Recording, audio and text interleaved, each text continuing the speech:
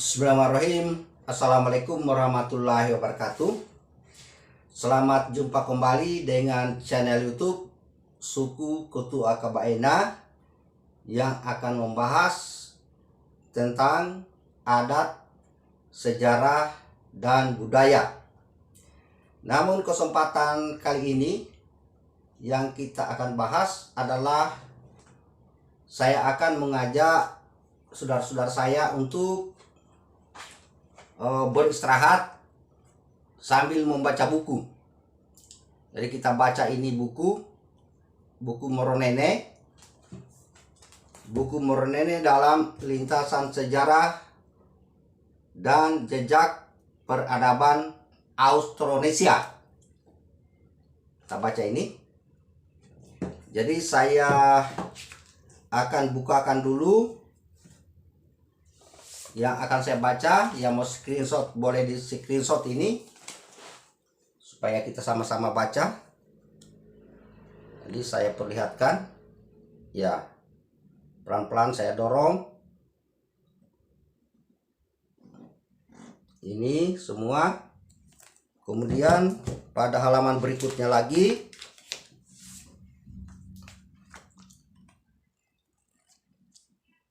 ya, kita lihat itu sampai di situ. Terus judul kita pada malam hari ini adalah penobatan Raja Suku Moronene adalah kutukan. Jadi saya ulangi, penobatan Raja Suku Moronene adalah kutukan. Jadi kita baca dasar kita ini sampai saya bisa membuat judul yang seperti ini. Ya, sambil baring-baring boleh baca-baca buku dengan cara subscribe channel ini. Pada hakikatnya, saya ulangi, judulnya ini adalah Tandualeno Adati Moronene. Pada hakikatnya, Tanduale merupakan sumpah adat yang berasal dari Tandualeno Adati Moronene yang diikrarkan pada saat penobatan seorang raja atau penguasa negeri. Jadi diikrarkan pada saat penobatan raja yang merupakan penguasa negeri. Di dalamnya itu diuraikan bahwa raja harus jujur atau mengkote, kemudian adil atau merete, dan berwibawa atau pinodedea dalam bahasa suku Moronene. Setelah mengucapkan itu, maka dilanjutkan lagi dengan bila mana kelak sang raja tidak melakukan segala janji atau sumpah yang telah diucapkan, supaya sang raja pendek umur atau terkutuk. Jadi buka halaman 159 buku ini. Buka halaman 159. Saya ulangi. Bila mana kelak sang raja tidak melaksanakan segala janji atau sumpah yang telah diucapkan, supaya sang raja pendek umur atau terkutuk. Sudah jelas. Jadi itu Tanduale kutukan di sini. Dalam pengertiannya ini. Terus saya baca. Raja akan menjawab, saya akan taati segala yang telah diucapkan tadi. Berikut ini adalah petikan terjemahan dari naskah Tandualeno Adati Moronene. Jadi ini isinya ini tanduale. Makanya saya katakan kutukan. Barang siapa yang melanggar atau tidak mengikuti hukum adat Moronene, maka dia akan dikena atau dimakan sumpah adat Lipu Ibombana Witai Moronene, yaitu singa. Si kutukannya ini. 1. Sebagaimana rapuhnya kulit telur, sedemikian juga akan rapuhnya nyawanya. 2. Sebagaimana rasa pedisnya lombok, sedemikian juga akan pedis rasa hatinya, jantungnya, dan ingatannya. 3. Sebagaimana rasa pedisnya jahe, sedemikian juga akan pedisnya rasa hatinya, jantungnya, dan ingatannya. 4. Sebagaimana hitamnya arang, sedemikian juga akan hitamnya atau gelapnya pemikiran dan ingatannya. Dan semua tanaman pertaniannya, semua ternaknya akan hangus dan punah. Jadi semua tanamannya, pertaniannya, hewan ternaknya akan hangus dan punah. Ini dalam kata-kata tanduale ini, dalam prosesi penobatan raja. Nomor 5. Terkecuali sumpah ini bukan warisan leluhur yang sudah disepakati oleh para raja, tokoh adat, dan tokoh masyarakat. Tetapi kalau benar adanya, maka dia yang disumpah akan terkena akibat sumpah ini sakit-sakitan, lupa ingatan atau gila, dan sakit hosa. Nah ini, dia sudah tentukan ini, harus hosa. Jadi kalau kita melihat yang hosa itu perlu dipertanyakan, yang sampai kena sumpah. 6. Terkecuali dia atau yang disumpah, maksudnya ini, tidak pernah terkena hembusan angin, terkena sinar matahari dan bulan, serta tidak pernah menginjak tanah. Tetapi kalau itu benar adanya, maka biarkanlah dia ditenggelamkan oleh kekuasaan Tuhan, ditenggelamkan oleh dahsyatnya alam atau negeri, ditenggelamkan oleh keramatnya para sangia, ditenggelamkan oleh kesucian adat istiadat Moronene, dan akhirnya biarlah dia terkena bala bencana dan hancur semua kehidupannya, bagai punahnya rumpun, tumbuhan kunyit dan jahe. Jadi ini betul-betul ini adalah kutukan. Ini isi daripada tanduale atau isi daripada kutukan saat prosesi penobatan Raja Moronene, Raja suku Moronene.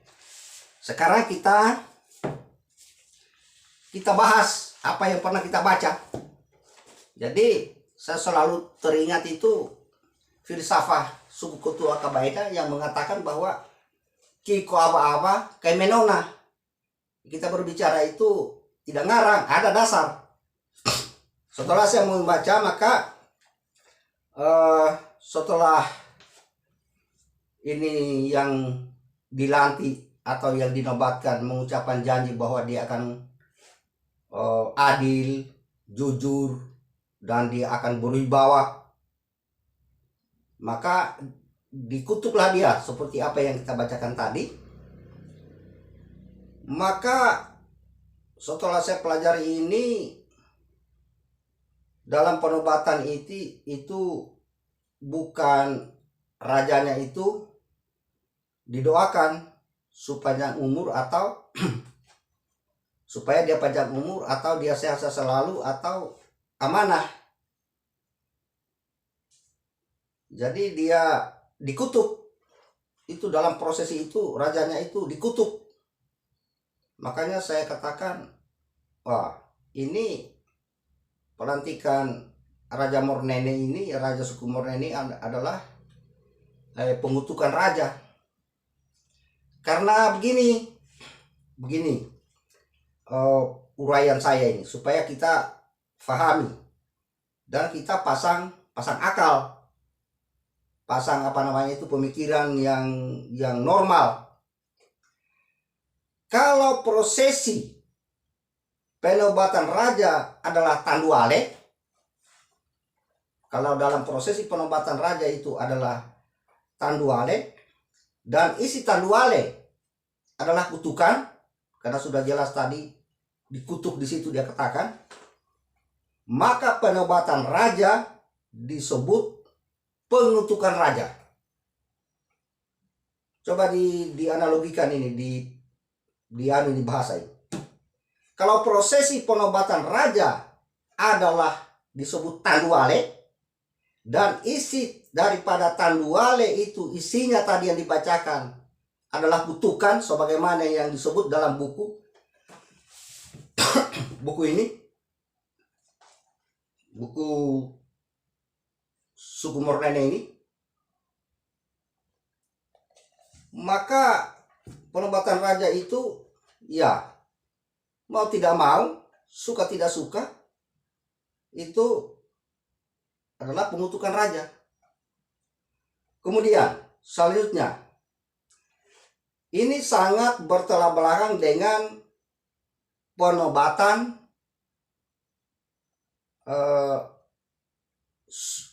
penobatan raja pada suku Kotua Kabaena. Jadi ini 360 derajat. Karena di dalam penobatan raja suku Kotua Kabaena namanya adalah Pombunia Pentadeano Mokore,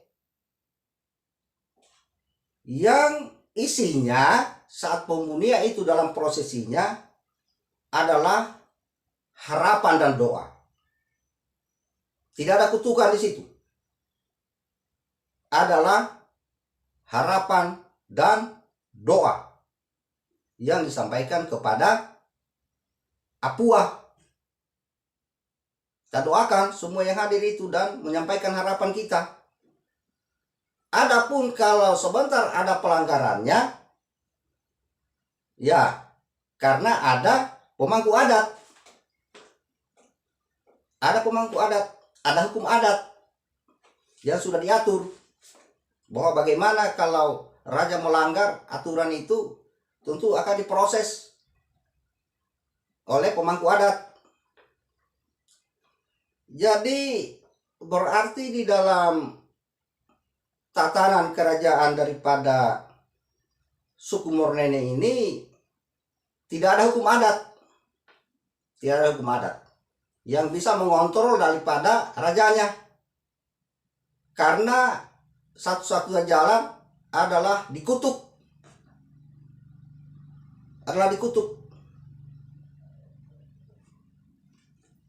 Itu kalau kita mau baca dengan saksama, artinya dengan pemikiran dan tanggapan daripada isi bacaan tadi.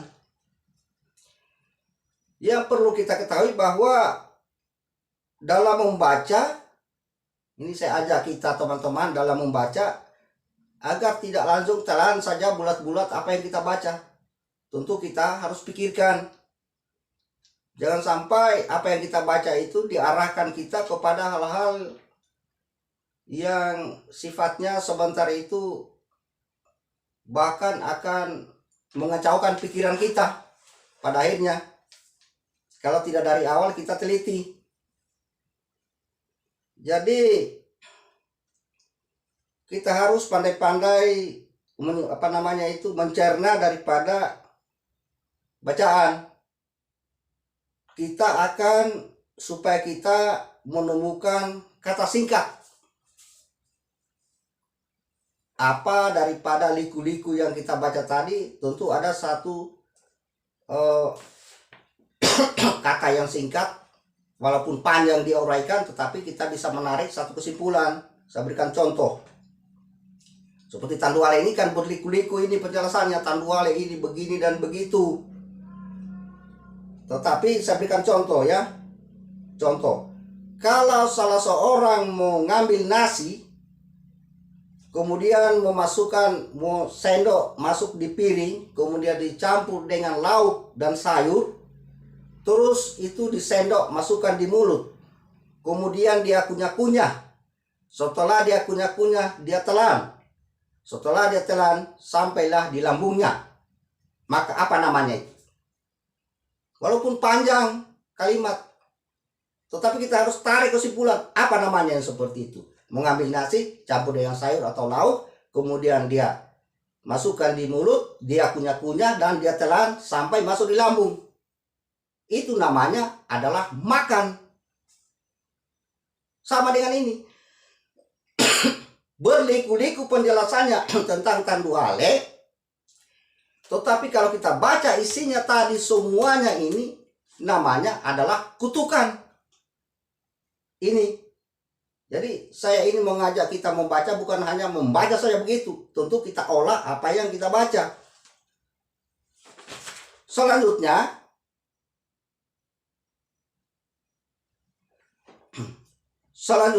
jadi Tanduale itu baik pengertiannya.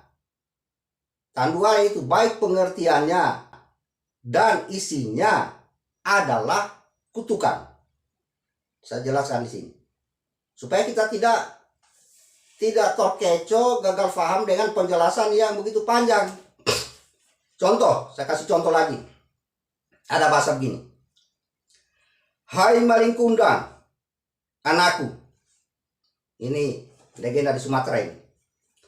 Wahai maling kundang anakku, kecuali kamu bukan darah dagingku, kecuali bukan saya yang melahirkan, lalu kau tidak mengakui saya sebagai ibumu, semoga engkau mendapat musibah. Semoga engkau mendapat musibah. Maka maling kundang mendapatlah musibah. Akhirnya menjadi batu. Nah, kita tarik kesimpulan bahwa kata-kata itu namanya adalah kata-kata daripada ibu maling kundang adalah kutukan terhadap maling kundang. Adalah kutukan ibu terhadap anaknya yang durhaka. Jadi begitu cara memahami. Sama dengan ini.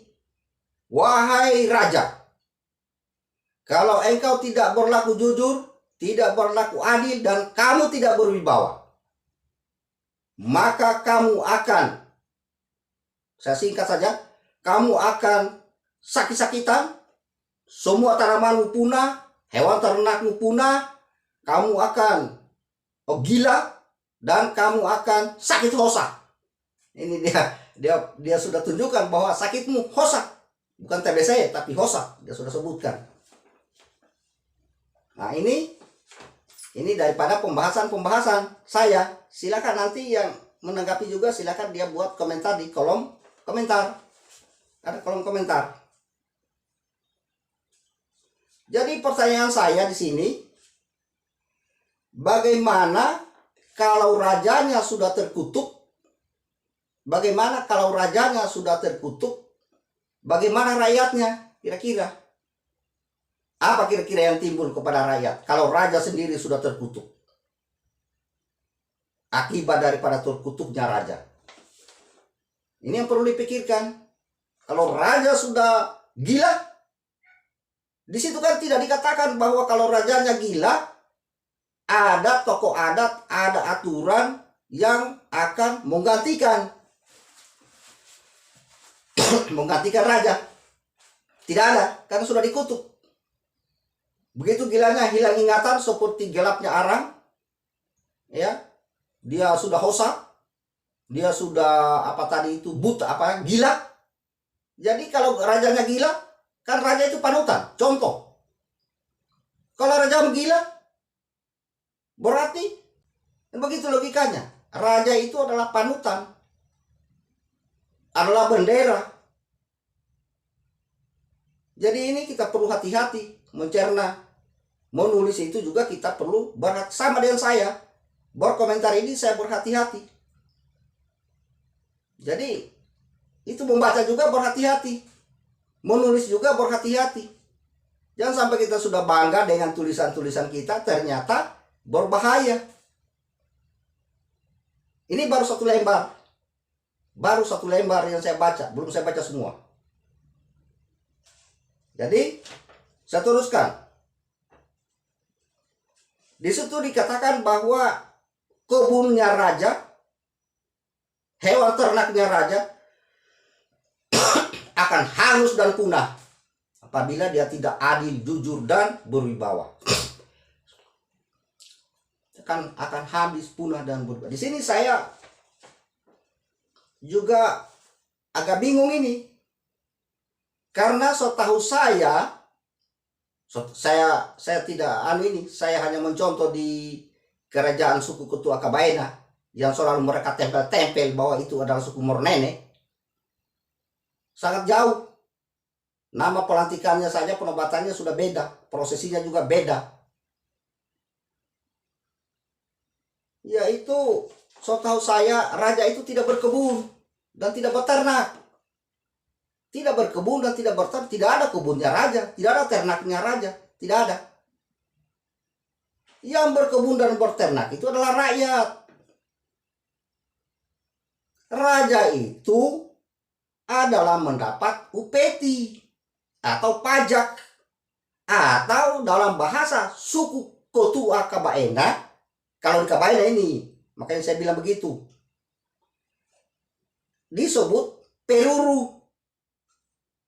Jadi setiap tahun itu ada peruru, memungut itu pajak untuk raja, untuk mengkolek di sana itu dulu, sesuai apa yang saya dengar dari orang tua saya, ada itu perurua, itu bulan perurua itu pada akhir musim panen, ada bulan perurua itu dikumpul semua itu di masjid itu, apa itu, untuk siapa? Untuk Apua, untuk raja. Jadi sangat aneh di sini. Kalau kita kutuk itu tanaman raja, kan logikanya begini. Tanaman raja itu adalah tanaman rakyatnya. Ternaknya raja itu adalah ternaknya rakyatnya. Jadi kalau kita kutuk itu ternaknya raja, berarti kau kutuk ternaknya semua rakyat. Termasuk dirimu sendiri. Kau kutuk. Di mana raja mau dapat kehidupan? Kalau semua tanaman rakyat sudah hangus, hewan ternaknya rakyat sudah punah semuanya, maka jadilah kita apa kira-kira itu yang terjadi kalau prosesi daripada penobatan raja seperti ini. Ya ini kan benar bagi mereka, tapi saya hanya mau menganalisa ini. Kalau ini sayanya ini, kalau dia terjadi di Kabaena ini, saya akan tolak ini saya. Kalau seandainya saya hidup pada zaman kerajaan dulu, baru ada sumpah-sumpah yang begini, saya akan tolak. Jangan ada pelantikan yang begitu. Orang kita mau doakan baik-baik bersama-sama, supaya kita selamat seluruhnya ini, karena semua itu sudah ada pada kendali raja. Kalau raja itu mendapat rahmat dari Yang Maha Kuasa, maka akan jatuh kepada semua rakyatnya. Kalau raja itu bahagia, maka semua rakyatnya akan bahagia, karena dia adalah panutan. Dan timbul sebaliknya, kalau rakyat makmur, maka raja juga akan makmur. Bagaimana mau makmur raja? Kalau rakyat sudah miskin semuanya, biar makan setengah mati. Kalau kutuk itu raja, mati hewan ternaknya, mati tanamannya, berarti kau kutuk itu raja kan dapat makanan dari peruru, dari yang dikumpul dari rakyat. Kok kutuk itu? Tidak bisa makan lagi itu raja. Kutuk tanamannya semua rakyat. Jadi itulah pengertian daripada kejanggalan, keanehan, bukan kejanggalan, daripada penobatan raja pada suku Mornene. Jadi pengalaman saya itu pada awal daripada musim panen itu. Kalau di suku Kutu Akabaina musim penanaman, awal daripada musim penanaman padi atau apa itu berlada, itu selalu itu raja yang dipanggil pergi menanam perdana. Penanaman awal itu raja itu, karena atau yang disebut di sana itu Mompengkonai namanya. Mompengkonai kalau bahasa suku Kutu Akabaina. Itu raja itu selalu. Ya, kalau bukan raja berarti kalau sekampung-kampung itu berarti apa namanya, penguasa di kampung itu. Itu ada Mompengkonai. Siapa yang akan menanam duluan pada awal musim panen, maka dipanggillah pemerintah di situ untuk Mompengkonai. Penanaman awal menandakan bahwa itu adalah kolektif. Karena pada akhirnya sebentar kan dia akan mendapat peruru, penguasa dalam satu kelompok. Gitu ceritanya kalau di sana. Begitu pula kalau akhir musim apa namanya sudah mulai panen itu, biasanya raja juga yang pergi panen awal itu, panen perdana kalau istilah sekarang. Kalau di sana dulu itu nah, Mompengkonai juga pertama itu. Mompengkonai itu panen perdananya. Gitu ceritanya. Kalau yang saya pahami beda dengan yang ada di dalam buku ini. Jadi saya ini hanya berbicara apa yang ada di dalam buku dan apa yang saya pernah dengar. Mana kira-kira ini kalau kita pertimbangkan yang bisa kita terima dengan akal sehat. Mana kira-kira apa yang saya ucapkan yang bermanfaat ini, atau yang rajanya itu dikutuk. Mana kira-kira yang menguntungkan. Kalau rajanya itu didoakan dan semuanya itu mendapat berkah, kalau raja mendapat berkah berarti semua rakyat terkena manfaat. Begitu juga kalau rakyatnya hidup sejahtera dan damai, maka rajanya juga akan senang karena banyak peluru yang dia dapat. Gitu pengertian saya. Jadi tentang Tanduale ini ada lagi penggunaannya di tempat lain, yaitu persahabatan, janji persahabatan antara orang lain dengan suku Mornene. Tetapi tetap juga diadakan kutukan seperti ini. Jadi itu kalau sudah mau Tanduale itu berarti ada lagi kutukan di situ. Udah belah pihak dikutuk lagi turun temurun ini. Dikutuk turun temurun anak cucunya. Siapa yang melakukan Tanduale berarti siap-siap untuk dikutuk turun temurun. Jadi 2 kali sudah dikutuk turun temurun, kemudian diproses hukum lagi. Kalau sekarang, misalnya sekarang ini kita melakukan itu, kita sudah Tanduale, berarti kita dikutuk. Siapa yang melanggar ini misalnya berkelahi, kita sudah Tanduale ini. Tidak boleh lagi ada misalnya riak-riak di sini. Ya tentu itu kan tidak mungkin tidak. Telur saja di dalam sangkar ini goyang, baru dia bakuan. Pasti ada. Nggak usah bilang itu kita Tanduale dengan orang lain. Suami istri saja itu pasti ada perselisihan. Saudara kandung betul ini ada perselisihan. Tidak bisa kita hindari. Karena sudah begitu dunia. Ada perselisihan. Tidak akan pernah tidak. Sudah susah untuk kita tidak melanggar itu. Makanya itu ada hukum. Jadi kita 2 kali dikena. Sudah dikutuk turun-temurun. Diproses hukum lagi. Ya, yang terbukti bersalah penjara.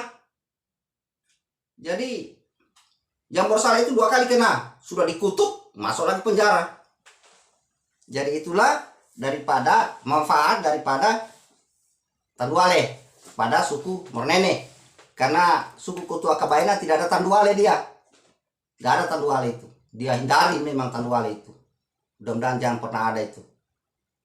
Jadi jangan lupa di subscribe untuk selalu mengikuti pembahasan-pembahasan daripada sejarah dan budaya pada YouTube suku Ketua Kabaena. Untuk sementara cukup sekian. Assalamualaikum warahmatullahi wabarakatuh.